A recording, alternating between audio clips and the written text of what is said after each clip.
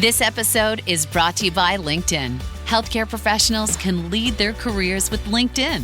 Discover jobs by specialty, preferred shifts, and even desired salary. From mental health therapists to radiology technicians, it's now faster and easier for healthcare professionals to find the right fit. Learn more at linkedin.com/healthcare. Side effects may include faster job placement, improved work-life balance, and increased career satisfaction.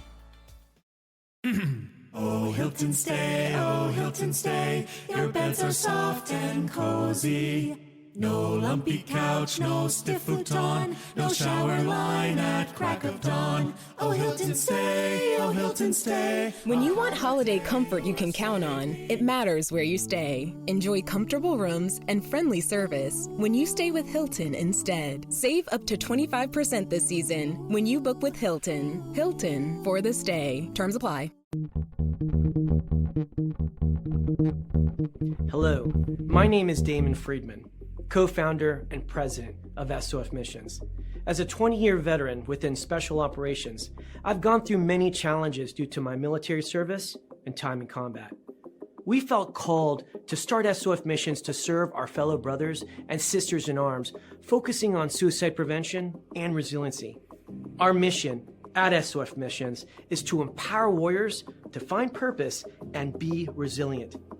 Since 2011, when we started the organization, almost 3 million men and women have deployed to Iraq and Afghanistan. Unfortunately, the scars of war take a toll on their psychological, physical, social, and spiritual health. Many veterans feel a sense of hopelessness and a loss of purpose when they return to civilian life. They feel isolated and alone, unable to reconnect. And in the greatest of tragedies, over 20 veterans lose all hope and take their own lives. Our goal at SOF Missions is to provide veterans the tools and resources so that they don't become a statistic. We offer a unique approach to combating veteran suicide through a whole health, intradisciplinary model. The Be Resilient program is a 4-pillar methodology that addresses the areas of psychological, physical, social, and spiritual wellness. We provide care through 3 delivery methods: medical clinics, retreats, and educational training.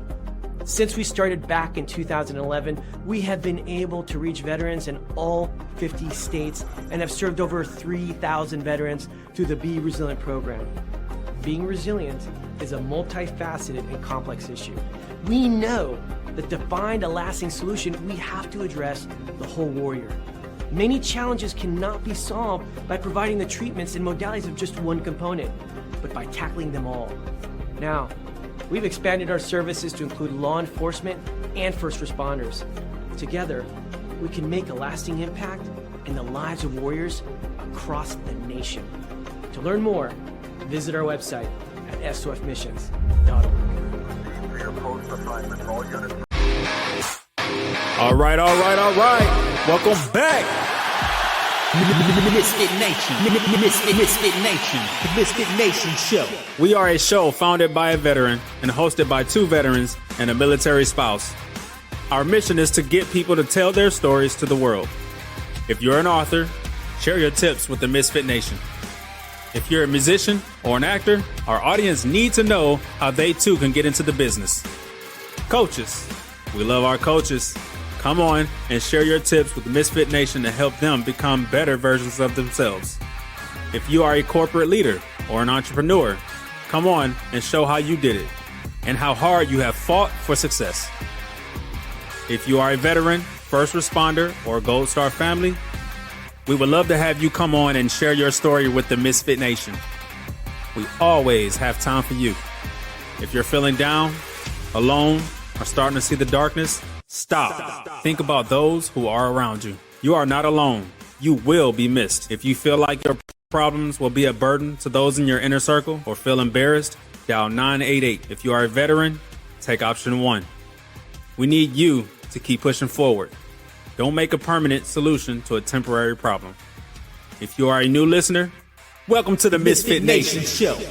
Be sure to subscribe to our show on your favorite podcast app. Also on our YouTube channel at @the_MisFitNation. Subscribe and click the bell to keep you up to date on our latest episodes and all of our news. You can also find us on Heroes Media Group and About Face Radio. Now, let's get to the show!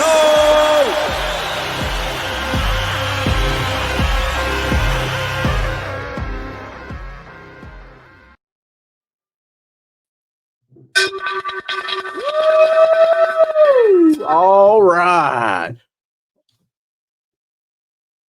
So our camera's doing its own thing right now again.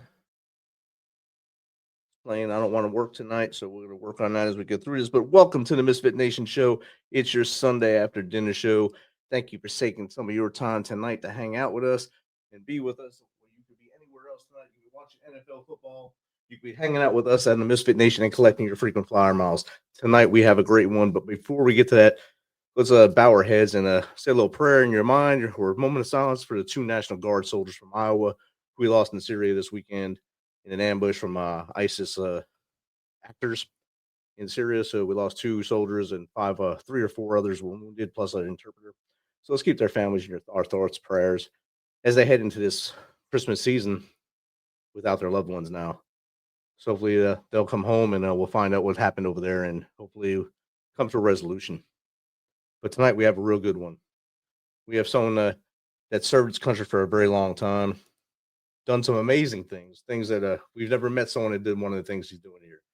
We are honored to welcome Matt Maasdam, United States Navy veteran, former Navy SEAL, and one of the very few Americans ever entrusted to serve as a White House military aide, carrying that nuclear football for President Barack Obama. He spent over 2 decades operating in the world's most dangerous environments, leading teams in combat, and later guiding leaders at the highest level of our government. His story is one of service, discipline, and responsibility. And tonight, we're diving into what true leadership looks like when everything is on the line. So without further ado, let's welcome United States Navy veteran Matt Maasdam to the MisFitNation. Welcome, Matt. Thank you, Rich. I appreciate it. It's really fun to be here. I love what you guys do. Thank you. Sorry about the early glitch with the camera there. Sometimes it has a mind of its own. Technology does that sometimes, and sometimes my camera that follows me doesn't want to follow me. So here we are, and it's great to have you here, Matt. When I was approached about having you on here, some people said, "Why would you have him on here? He doesn't have the same. He's on the same team as you. You are on the same team as me. We're both Americans. We both serve in our armed country. And we both want our country to succeed." So with that said, I gave the elevator pitch speech about you right there. The coolest thing is the football. We'll talk more about that later. But I want to know more about Matt Maasdam, from as far back as you want to go, to why you went to the Wolverine school, to how we got here. Yeah, I'll start in college. I mean, I went to Michigan, great place, played water polo. Really, really fantastic sport, right? It's like fighting in the water with a sprint in between fights. And so kind of perfect for, what I got myself into for the next 20 years. So I met a professor here who worked with the SEAL teams, and he did human performance in extreme environments. And so he was working with Top Gun and NASA, but the SEAL teams in particular on hypothermia. I started working in his lab because it was interesting to me. And I went out to San Diego and I was like, this is it. Like I found my calling. I'm going to be a warrior for America in the water with guns. Boom. Right. I'm defending the country. And so I joined the SEAL teams straight out of college. I was in Bud's class 223. 116 guys started my class. 16 of those graduated on time. I was one of them. So everybody gets hurt, when you're going through training a little bit. And so, I was no different. During Hell Week, it was Tuesday night, nighttime, running down the beach. And I stepped in a hole that was covered by kelp. And I felt my toes bent up and hit my shin. Oh. And I heard a pop in my calf. It was my right leg. And I was like, good Lord. And so I could no longer plant my foot on the ground, like with, I kind of had like drop leg or dead foot kind of thing. And I pulled an instructor aside and said, hey man, this thing just happened to me. And he goes, well, you can keep going or you can quit. And I was like, well, I didn't come here to quit. Right. And so I had I'm going to get through this or I'm going to die trying attitude. And the guys who had that attitude tend to do pretty well. And so I'm comfortable in the water because of water polo, and I was a swimmer before that. And so training, it's very, very, very difficult, but it went pretty well. And so I got out of SEAL training. Kind of next thing is, I got out of SEAL training, and next thing is SEER school, right? So survival school. I go. You're in there with, in the Navy at least, you're in there with mostly air crew and like pilots. And so 60 people in my class, 57 men, 3 women. And this one woman is like so excited to be there, and she's kind of bouncing around. I took note of her, up front. And through the course of the 2 weeks, like nothing fazed her. She was still as optimistic. And she's like, they're beating her and she's not sleeping, she's not eating, and she's still like bebopping, happy to be there. And I made my way over at the end. I'm like, how are you enjoying this? This is terrible. It's miserable training. And she goes, I just wanted to do this my whole life. It's fantastic. And, I want to serve the country. And I was like, I need more of this person in my life. So I asked her out, and, fast forward 2 years later, we were married. So, she went to the Naval Academy. So great, best part of me is her. And so, she was a helicopter pilot. She flew, 46s, which are like 47s. And then, they call them Seahawks in the Navy, but the Navy buys their Blackhawks from the Army, and they just move the tail wheel so they can fit on a ship. So they're the same thing. So she flew those 2 airframes, and then I did one deployment to the Pacific before 9/11. 9/11 happened, and both of our lives changed. So I went to Afghanistan and Africa, and she went to. She was on the longest ship deployment since World War II. During that, they were actually coming home and got to Australia, and they pulled out of port and turned around and went back to the Gulf, which would be like the biggest rug pull ever. You know what I mean? Like, oh my God, they were out there for like 10 or 11 months. It was a long time. Wow. And then I came back from that. I went to Iraq. I guarded the vice president of Iraq in Iraq. And so, it was a pretty cool job. We're kind of like their Secret Service. So I got to go through Secret Service training, which was neat here in the States. And then he split time. He was Kurdish. So he split time between Baghdad and Erbil. And we would fly back and forth to Erbil every weekend, which by the end of, I probably did that 50 times. Like by the end of that, you're sure you're going to take an RPG to the mouth. Like we were treetops over to crit, you know what I mean? So it's like, you're just like, God, like every time, towards the end of the time, I was like, this is going to be it. And that never happened, fortunately. So, let's see, came back from that. I was a BUDS instructor. So I ran Hell Week in the whole first phase of training, which was great. Taught me a lot. I went to grad school. I went over to Bahrain for a year. It was part of the Captain Phillips rescue, kind of from the periphery.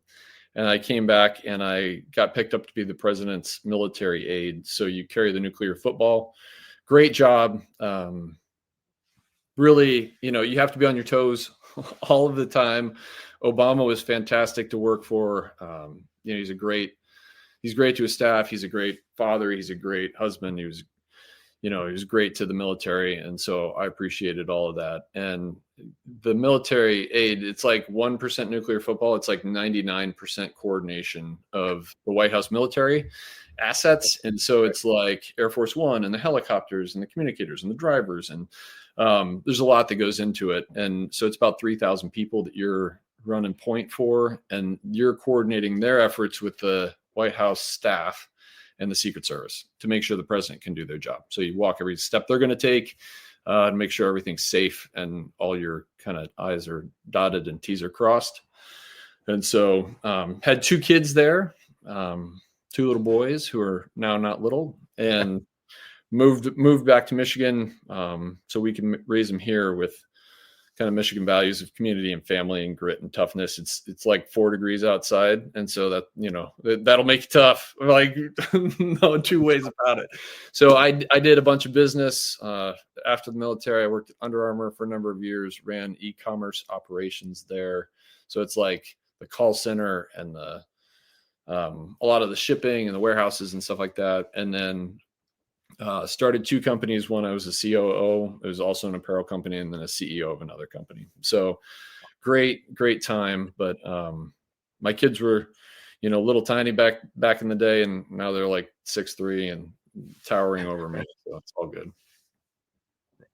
It's a shame that happens. They don't just stop at the mid range when they're still lovable and Yeah, no exactly. attitudes. It's good for America. You know what I mean? They get bigger and stronger. So you want.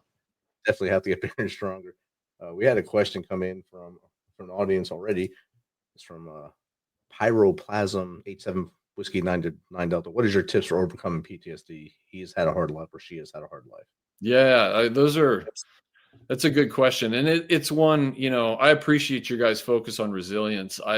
The number one way I lose my friends at this point is through suicide, right? Like, cause it's not combat anymore, and lots of guys. And so that's really frustrating, but the SEAL teams started doing a much better job with this.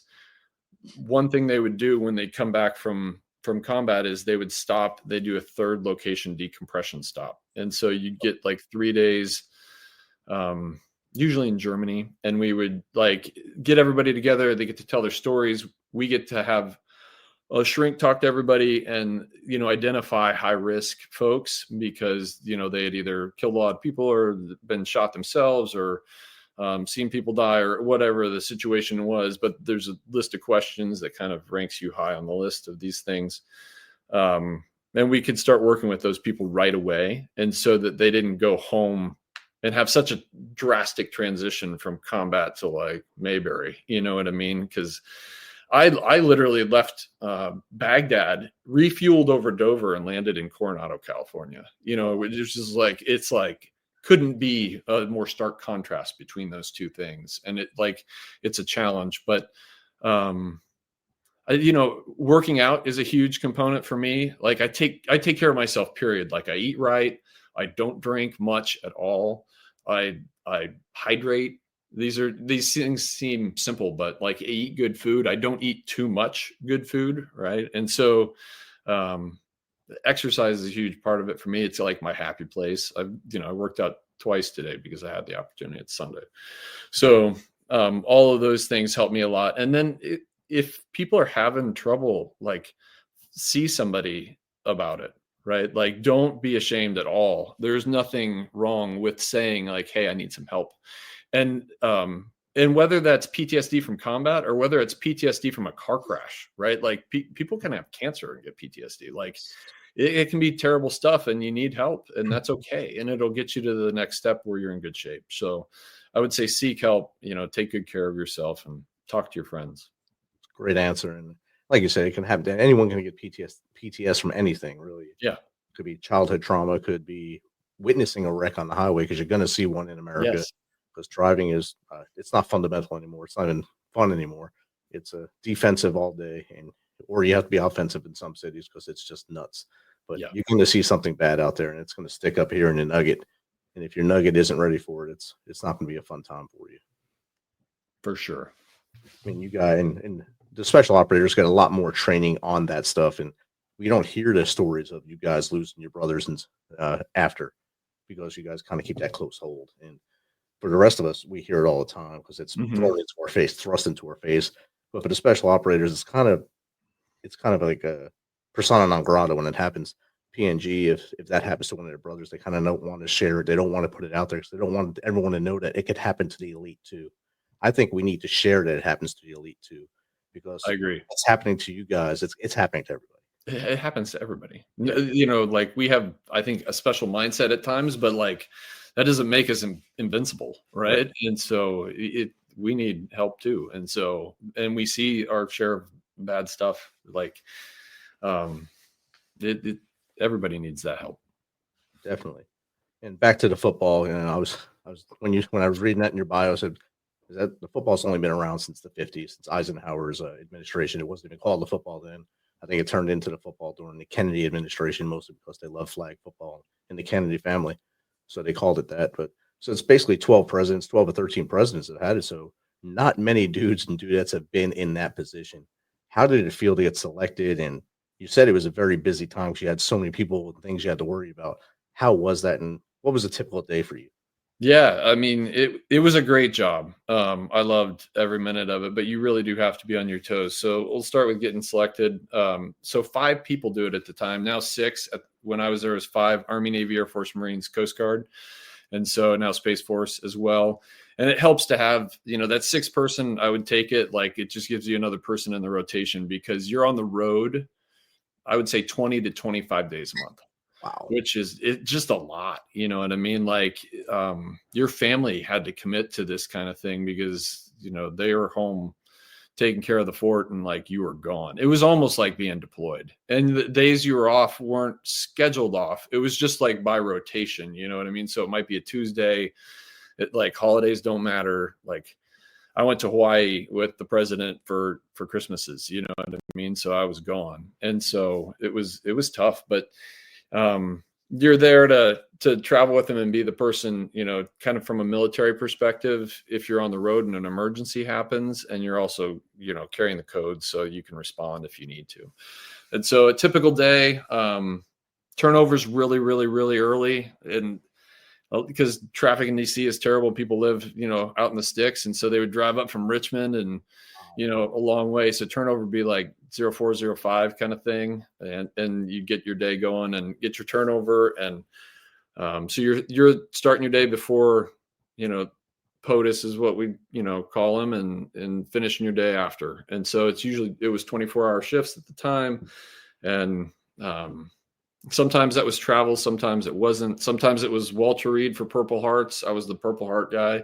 Sometimes, it was other things. And so the story I like to tell, because a lot of stuff comes up when you're on duty. And I was in Air Force One flying across the country or flying west and somewhere over the Midwest. And I get a call from the operations center that said, "Hey, Matt, we've got a situation. We've had a plane take off out of JFK airport. It's squawking, hijack, and they don't have any communication with the plane."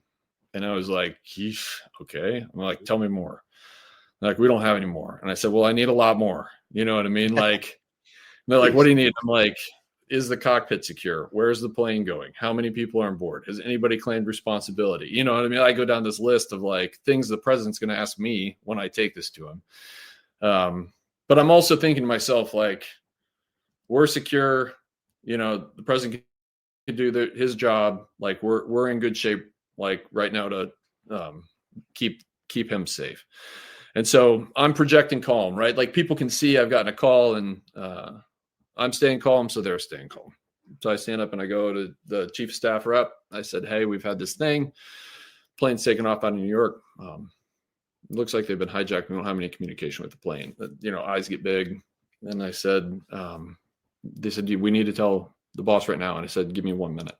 And I said, "Sometimes these things are real and sometimes they're not. So let's see what the deal is." And so I go back to the guy on the horn and said, "Hey, what's the update?" And he goes, "Oh, funny thing. Somebody, the pilot bumped the hijack button and they haven't been hijacked, but we don't have any comms, but like we figured it out." And I was like, "Oh, well, I'm glad I didn't say anything to the president." You know what I mean? And so, because, you don't want to stress the president with that kind of stuff. You don't have to. And so, those things didn't happen every day, but they happen, weekly. And then you were also in charge of all kinds of ceremonial things. I'm horrible at ceremonies. Like I'm awful, but I was the dude for medals of honor, like things like that. And the first medal of honor I did was for a guy from Afghanistan, a special forces guy. He had died, so it was posthumous. And his whole platoon is there. Like, the families are there. President's on stage. I'm reading the citation, and the citation's full of really challenging words to say, intrepidity, and all these words that you kind of don't hear often. And so I was like trying to do it. It was my first one. And I was trying to do it like a speech. You know what I mean? So I was looking up occasionally, and I speak and I look up and I see the First Lady, the Secretary of Defense, the Vice President, his wife, and the President's like right here. And I was like, I'm not looking up again, man. And so, but fortunately, everybody was at attention because there's like 300 cameras in the back of the East Room of the White House, and everybody's standing at attention in the whole room. Like, and so the cameras couldn't see me when everybody else was standing up, and so you could just keep your head down and read away. But like the platoon's crying, and like, it was tough. It's like you have to kind of gird your loins there for a few minutes to like, you know, steel your spine, square your jaw, and be like, no, I'm getting this right. And so you had to practice those things, and it was something different every day like that. But it was that kind of stuff every day. Wow, that's got to be a rough one anyway. Just knowing what the dude went through in order to earn the Medal of Honor, and then seeing all his brothers next to you, and of course everyone else that is in the room there at that time, has to send chills up your spine. Then saying words that you don't even know why they put him in there in the first place, probably just to trip you up.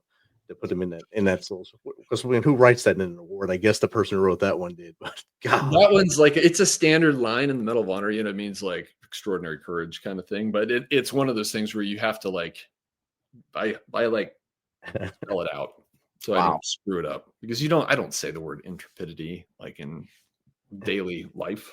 Anyone does. Yeah, so. That's the first time I actually ever heard it. So thank you for sharing it with us. Misfit Nation, you're all smarter now. Thank you. So what did you do after that? Was that your final resting stop, or did you keep moving? So I left there at the 14 and a half year mark ish. And so I transitioned to the reserves at that point, which was, it was actually really nice. And so the reserves, I didn't know anything about them, but my wife had transitioned to the reserves, and I had observed that it helped her transition, because she kind of got to retain her pilot status, right, and in her mind, and it helped her like slowly build up her professional world while she was moving away from the military a little bit, like from active duty at least. And I like that idea. And so the SEAL teams have 2 reserve SEAL teams. One's in Virginia Beach. We were in DC at the time. And so I was at SEAL Team 18. It was a great place. I was a commanding officer of the special boat unit there. So it was a good opportunity to lead, and it was a good way to see a different part of the military and maintain that kind of mentality as a SEAL. And it was nice because then this is something I tell people when they get out of the military, it takes a really long time to transition out of the military. And so I think the military puts you through TAPS, and they make you think it's like a 90-day process, and it's like a 5-year process, right? Because you're replacing your clothes, where you live, your workouts, you know what I mean? Like you're giving your spouse the reins in a lot of cases and say, where do you want to live? And because you've been drug around the country for 20 years. So like it's a thing, and people want to hit a home run in their first job out of the gate. And the reality is, like, they don't have to hit a home run, right? Like they can, if they don't like what they're doing after a year, they can say like,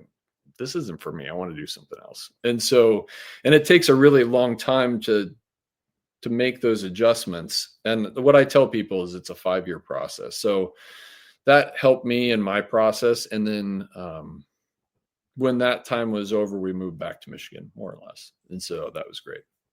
I mean, that's a good plan though, to go hit the reserve route. So you still that's a good transition route to come out and get some of the stuff out of you. Still have that brotherhood.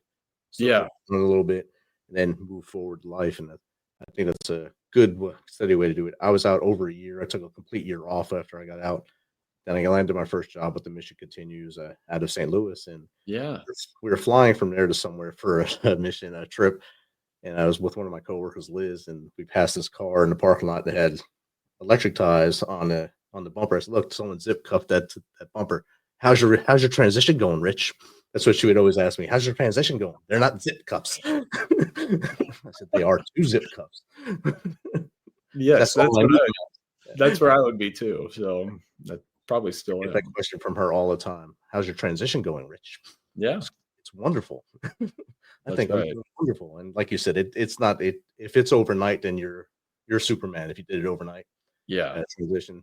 If you don't have bumps along the way, something good for you. Good for you. Yeah. I don't think everyone's transition is the same, just like everyone's service is not the same. That's exactly right. Everything's going to be different. Every bump's going to be different, and everything's going to either hurt me different than hurt you or not.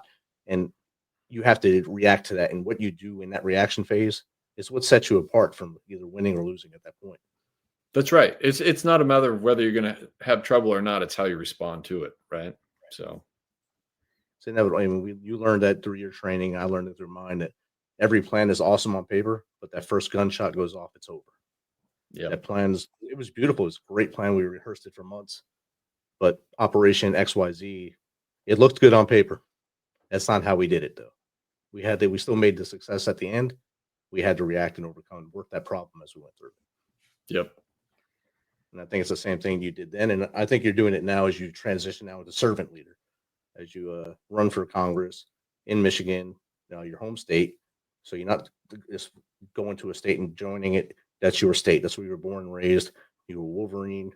What made you make the decision to run for Congress? It's one of those things where I wanted to continue to serve. Like, I feel like,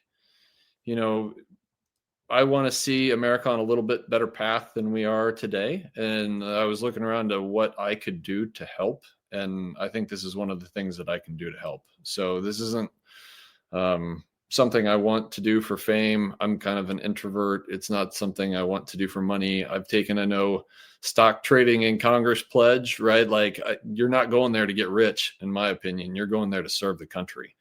The more veterans we can have in Congress, I think the better we'll be. We're mission-oriented people who care deeply about the country. I think we have kind of a core set of values that are super important, and we see eye to eye. And we have the ability to,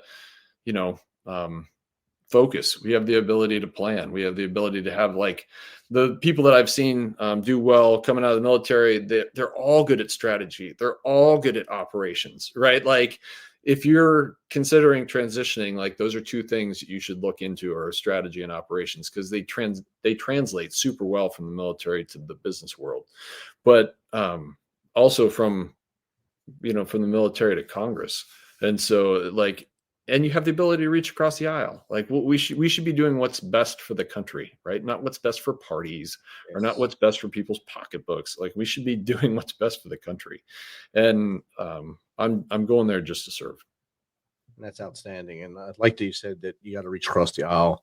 In the old days, that wasn't a problem. There's theatrics. There was always theatrics, but everyone used to live in Washington, D.C. when they served there. They'd do that little theatrical thing when they're on the floor, but then they'd go have a beer or have a coffee at night and talk to each other, because their kids played baseball or football together, and they had to see each other. So it wasn't a fight all day like it is now, because they don't stay there now. They hit and run. They hit there, they get the photo op, do the theatrics, and they run. Both sides are guilty of this. If we start to come together and actually talk and say, maybe we're trying to get the same thing happening. We want our country to be the best in the world and stay strong. How do we do this together? I think we'd have a lot less problems. I agree with you 100%. And so I'm excited to help. That's why I'm here. So that is the whole reason behind running for me. So as a dual veteran family now, your wife now is going to be your right arm again, but this time on the campaign trail with your boys. And the campaign trail shouldn't be that bad since it's local. For this phase until you move, if you want to move up higher to president or whatever later.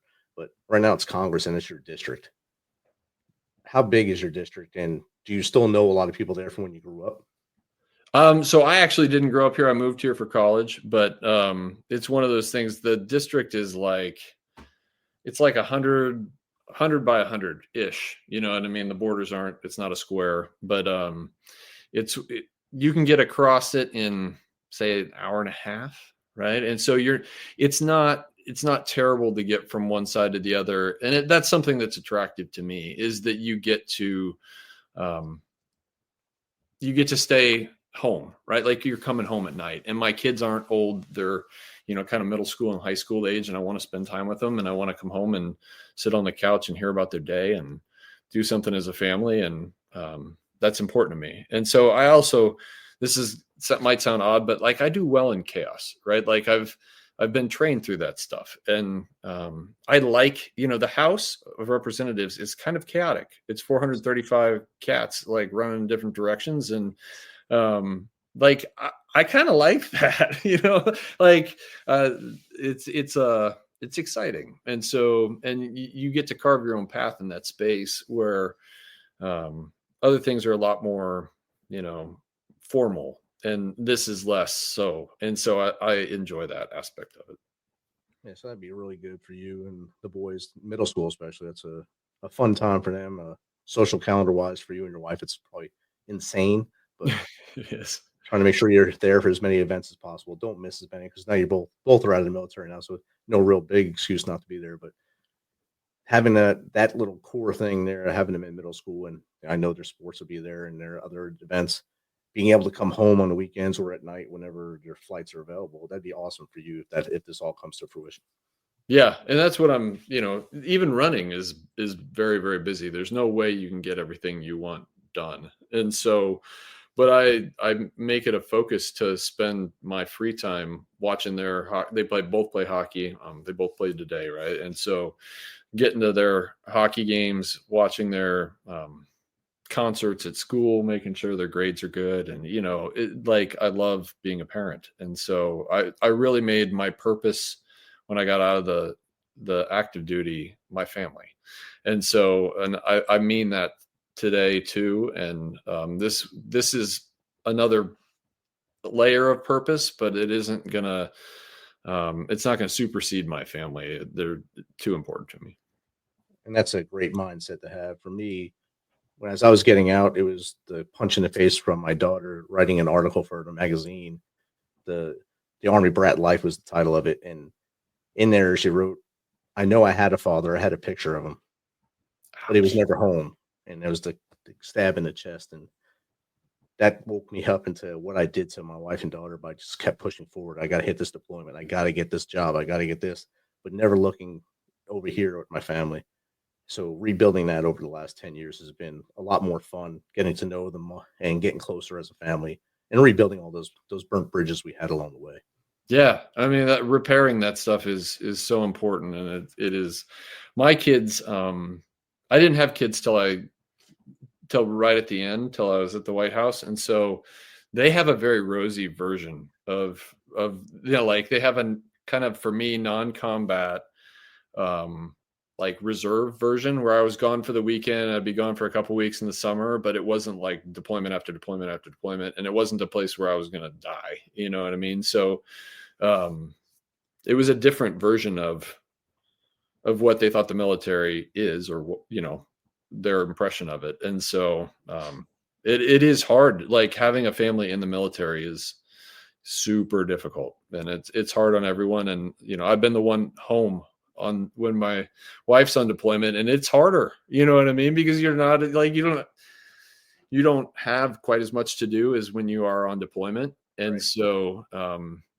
your mind races a little bit, and, you're searching for what to do without your spouse. It's hard. And, our wives do things a little differently than we do. And we don't always do them correctly when they're not around. So you're trying not to mess those little things up. And I'm sure the boys will let you know what you're doing wrong along the way. That's not what mom does. Right. That'll help you out. But that's something we learn as men, that we have to take notes of what they do when we're there. So maybe we don't mess it up when they're not there. Yep. Got a couple questions from the audience that's popped in here. Yeah. From @Territory Mama. What leadership lessons from combat has most influenced how you lead in civilian life? Thank you, Territory Mama. I love that question. The SEAL teams are particular to teamwork, right? Like we're a fairly egalitarian organization, despite the fact that I was the highest rank in my group.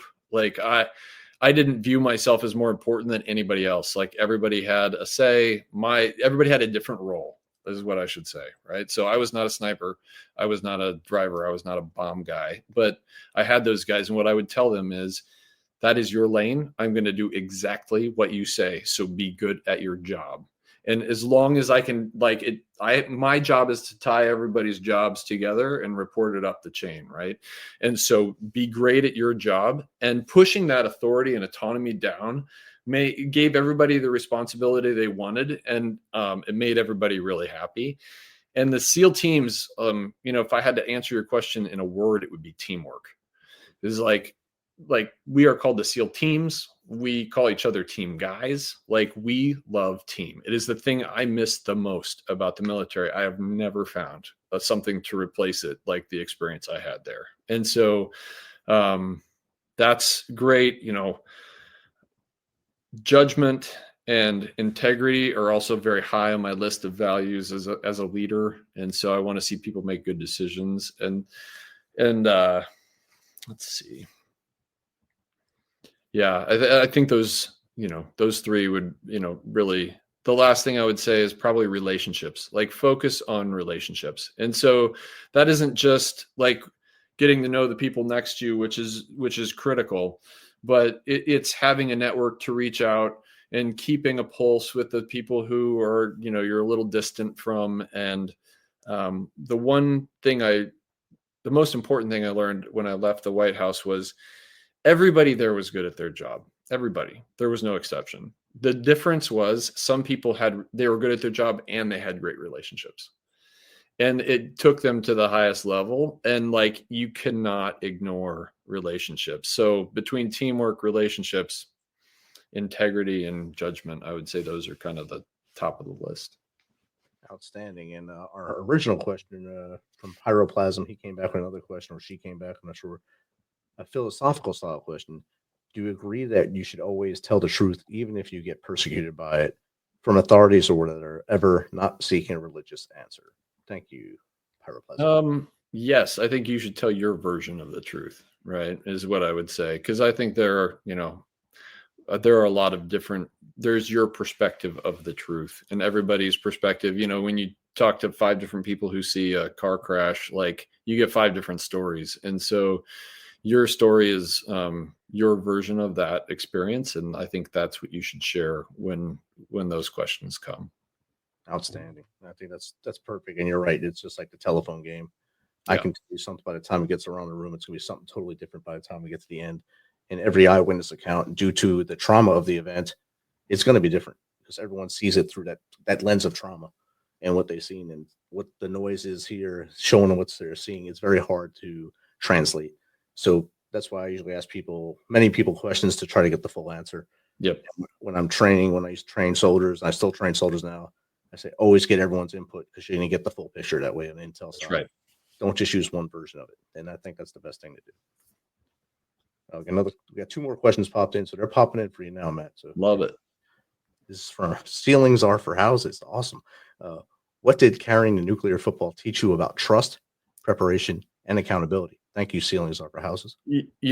I'll take trust and preparation are like, so I had the highest security clearance in the country when I was doing that job. And there's something even higher than the highest security clearance, and it's called trust, right? If people don't trust each other, then you can't get work done. And so that doesn't mean that I can, give classified information to people I trust, because there are also legal, firewalls there. But like, you would see, in different political realms or military realms, where there's a group of people that, even though they all have the same classification as the group over here, this group is in a circle of trust and this group isn't. And so you want to be able to trust each other so you can get the job done for the country. And then preparation, man, it's just like in a negotiation, it is all preparation, right? Like, if you're not ready to go, if you haven't, I'll give you a physical example from BUDS, from SEAL training, right? Where some people will get tired, and instead of getting up early and getting some food in them and cleaning themselves up and being ready for the day and seeing what the day had to offer, they would roll out of the rack, minutes before they were supposed to be at muster. They would get there. They hadn't eaten. We were going on a 2-mile ocean swim. First thing, the water's 50 degrees. They get in the water. They hype out. They go to the hospital and they say, you know what, this isn't for me. I quit. Because they didn't eat breakfast, right? Like you have to prep. You have to be ready to go. And so it's the same thing in your job, is you had to have the day ready to go.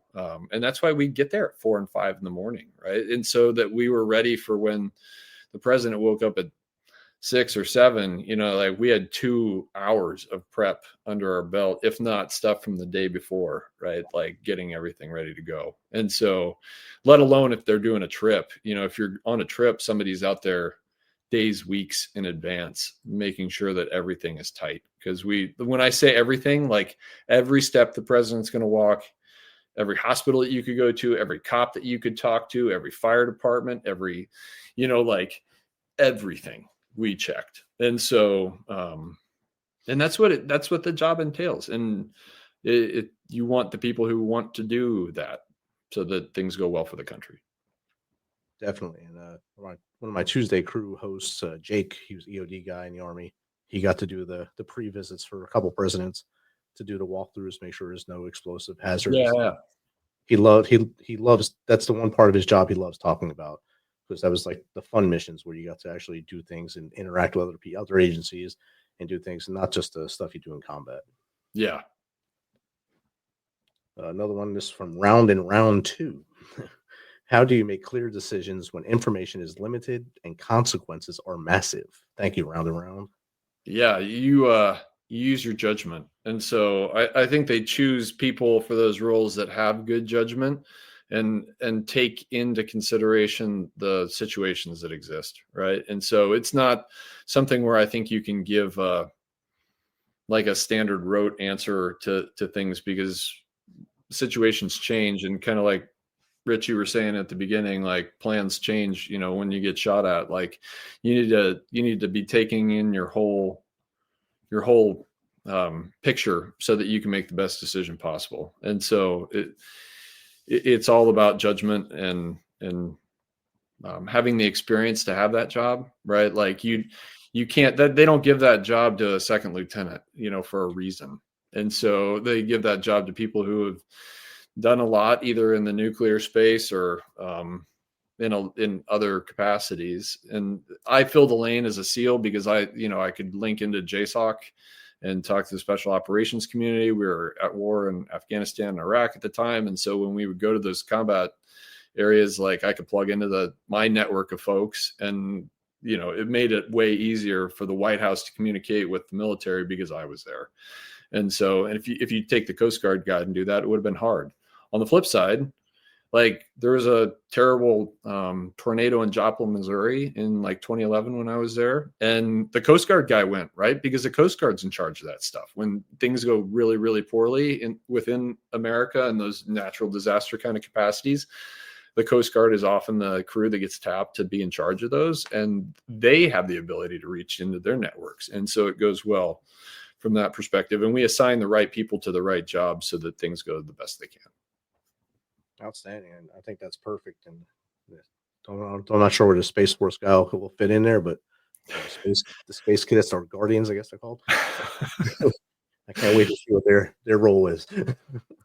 Yep. It's the Air Force-ish asteroids. I mean, Air Force adjacent, I guess. That's right. The next one is from Marcus and Maya. What was the hardest part of transitioning? I think you answered this already. Transitioning from elite military service to the business world. Thank you, Marcus and Maya. Yeah, I actually have an answer for this. My wife reminds me of it from time to time. So, SEALs and a lot of experienced, I'll just put experienced soldiers in this capacity, right? Are you can give them a lot of responsibility and know that they're going to do a good job. And so like they're motivated. People say, how do you motivate SEALs? I'm like, I don't have to. Like they're all intrinsically driven. And so I would tend to, even with younger SEALs, like hand them a huge amount of responsibility and information and say, go do it. Right. And like somebody was watching over them and making sure it got done. But there are times in the civilian world when people don't have quite as much experience. And turning things over to people is like might require a little more supervision from me than I'm accustomed to. And so that in that space, I had to learn to say like, okay, I need to check in more frequently or periodically, or assess the person's ability to get that job done, and maybe even micromanage a little bit, which is not in my nature. So that was a difference between my experience in the military with kind of elite guys and my experience in like business, where some people might have needed more supervision. Definitely. And a lot of times when the soldiers and sailors and military members transition, they come out and we're so used to getting our task at the beginning of the day, and you have that day to get it done, or X amount of minutes to get that thing done. In the civilian world, if there's a task, it's based on hours. So it could be a 40-hour task, but in the military mind, I can get this done in 3 hours. And then you look like you're trying to overstep somebody, and you kind of don't fit in at that point. And it's hard. That makes it a little harder in that transition. Yep.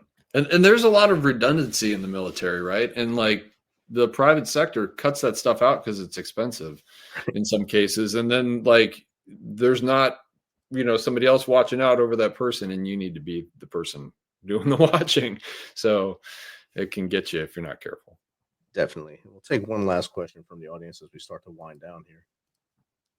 This is from No Butter, Just Jelly. What advice would you give young leaders who want to lead with integrity under pressure? Thank you. That's No Butter, awesome. Just Jelly. I like do what's in your heart to do the right thing. Right. And so, but I would say like in SEAL training, when I was in charge of first phase, I looked for 5 things, and we would suss out these 5 things with the physical parameters of the training. And it was teamwork, courage, judgment, passion, and integrity. So those 5 characteristics I wanted to see in everybody. And I would like know what you want to see in people. And I would start with yourself, right? Like what do you want to see? What characteristics do you want to see in the leaders, that are in charge of you? And then be the change you want to see. So, and you got to get the job done. You got to do it right. You got to lead by example, and you want to inspire your crew. And so, but pick the things that you think are important and drive them home in your team. Definitely. Outstanding. Matt, that was awesome. Thanks for answering the questions from the audience. Audience, thanks again for sending in those questions as good fillers here towards the end. Matt, it's been great chatting with you over this last 50 minutes. And I think you explained a lot of your beliefs, your values, your history, your journey through service, through family life now. Now we have to ask you the 2 hard questions. The 2 hard questions we ask our guests at the end all the time. The first one is, this was actually a softball question. What's the best way to get in contact with you if they want to talk to you just like we did, or have you on their show? Yeah. I'll give you my my campaign website. It'll be easy. It's matt@mattmaasdam.com. So it's my first name and then at my first name, last name, all one word.com. All right, put that in the chat for everybody. Then his website is his name, basically. So you can just click on that and probably get them that way too, right there. Mm-hmm. And that's going across the bottom now. And our second question, this one is a little harder. What's 3 things the Misfit Nation can start doing tomorrow to be better people? I like that. This is a good one for your crew, because a lot of them military minded. Is I think that you see a lot of examples in the country right now of people being tough. I think you can be tough and kind at the same time. You can be tough and compassionate. They are not 2 things that are mutually or incompatible. You can have both of them together, right? So be tough and kind, I would say. Be proactive about taking care of yourself. And so, like I said, kind of at the top of the hour, like, exercise, eat good food, hydrate, don't drink a lot of alcohol, take care of your sleep. Good Lord, sleep, take care of yourself. And then I would say a third one is get involved with your community, like build those relationships that we were talking about, and take care and mentor the younger folks around you, and, do the things that you want to see done in a community. Like you have to be the change you want to see. Right. And you can start small, and it will build. It'll build over. It can build quick, but it can also build over time. And people notice when you care and that you contribute, and that it's important to be a part of a community. Definitely. The community is a big thing. And a lot of people who are tough online don't do anything outside of online. They bait online. They don't go outside and try to clean up their house or clean up their neighborhood. Go to the community, city, whatever. And that's where we need to start doing things. And I'm running in line with you there. The community, if you get out there in the community, we mentor the next generation of leaders that are in middle school, high school right now. They're the ones that are going to lead this country. We're not. We're beyond that. Exactly. They have to take the reins and do this for us. And I think that's a great answer. Matt, thank you for spending some of your Sunday night with us when you Appreciate it. hang out outside in the 4-degree weather. But we'll let you get back to the warm house and into your family. Yeah, exactly. Thanks again, and good luck in your future endeavors. Awesome, Rich. You too. Thank you. I appreciate it. All right. Misfit Nation, remember, a day tomorrow with you is 100% better than a day without you. If you're feeling down, if you're feeling that darkness creeping in, we talked about this earlier, me and Matt, it's not just us on the conventional side, it's every one of us. It's the first responders, it's the special operators, it's our local neighbors. If someone's feeling down, reach out. In your wallet, you should have 3 names that you always can reach out to. Reach out to them. Let them know you care about them. Even if they don't need something. If you reach out to them, they know you care. That way they'll be there. If you don't want to talk to that card, dial 988. Follow the prompts for what is helping you. If you don't want to do that, contact us. info@themisfitnation.com, Steven@themisfitnation.com, or Jake@themisfitnation.com. Any one of us will answer. We'll keep you on the line until we get someone local to you to help you. Until next time, be humble, stay hungry, and keep hustling.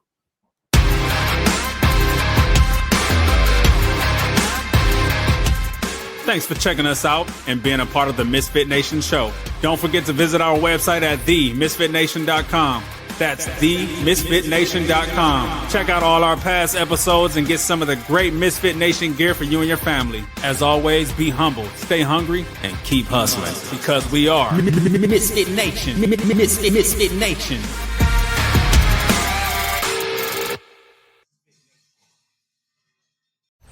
Been out here all morning.